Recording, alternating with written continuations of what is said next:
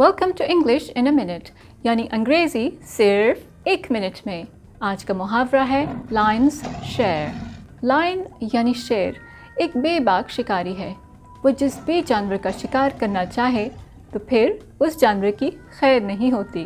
Wow, we made a lot of money at our charity bake sale. I know. We're rich. We're rich. We're rich. You do know that the lion's share of the money will go to charity, right? We just keep a few dollars to pay for parking. I know. I just want to act rich for a minute. You know, real rich people don't do that with their money.